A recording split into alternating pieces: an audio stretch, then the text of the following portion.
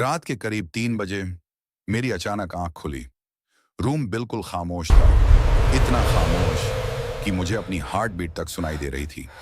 मैं उठना चाहता था, बस हल्का सा मूव करना चाहता था, लेकिन मेरा बॉडी बिल्कुल फ्रीज था। न हाथ हिल रहे थे, न आवाज निकल रही थी। जैसे मेरी कॉन्शियसनेस तो जाग चुकी थी, लेकिन मेरा जिस्म अभी भी नींद में कैद था।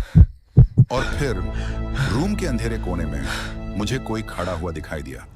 वो मूव नहीं कर रहा था, बस मुझे देख रहा था। इंसान अंधेरे से नहीं डरता, इंसान उस पॉसिबिलिटी से डरता है कि अंधेरे में कोई हो सकता है। स्लीप पैरालिसिस सिर्फ एक स्लीपिंग डिसऑर्डर नहीं है, ये वो एक्सपीरियंस है जहां रियलिटी और नाइटमेयर एक दूसरे में घुलने लगते हैं। और शायद इसीलिए जो लोग इसे एक्सपीरियंस करते हैं वो कभी उस रात को कंप्लीटली भूल नहीं पाते।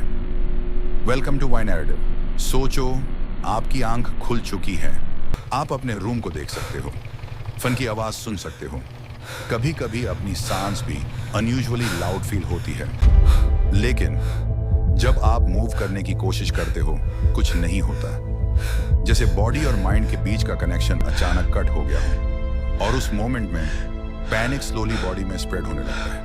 हर सेकंड लंबा लगता है, हर शैडो अब नॉर्मल लगती है। चेस्ट पर प्रेशर फील होता है, जैसे कोई भारी चीज आपके ऊपर बैठी हो। सांस लेने में एफर्ट फील होता है, और जितना ज्यादा आप स्ट्रगल करते हो उतना ही ज्यादा हेल्पलेसनेस फील होती है। लेकिन सबसे टेरिफाइंग चीज पैरालिसिस नहीं होती। सबसे टेरिफाइंग चीज ये होती है कि उस वक्त आपको लगता है आप रूम में अकेले नहीं हो।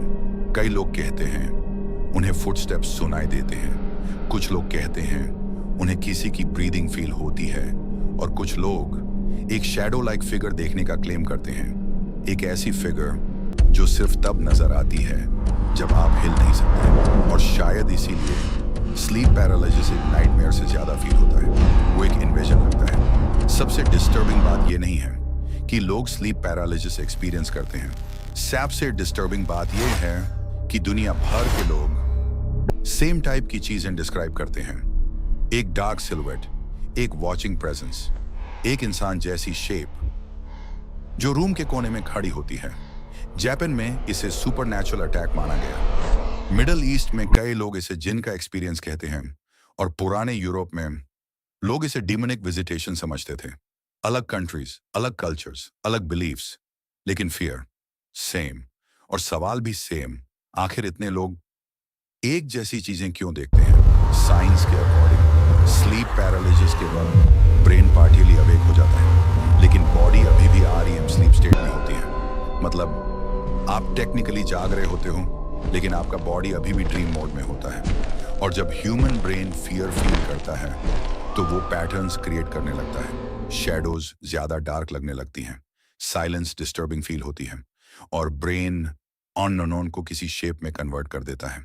साइंस आज हेलुसिनेशन कहती है, लेकिन अगर ये सिर्फ हेलुसिनेशन है तो हेलुसिनेशन हर इंसान के लिए इतनी सिमिलर क्यों है?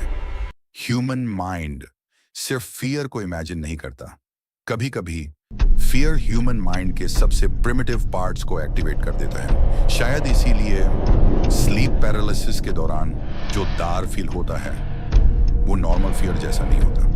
वो एंशिएंट लगता है, जैसे बॉडी किसी ऐसी चीज को सेंस कर रही हो जिसे वर्ड्स एक्सप्लेन नहीं कर सकते।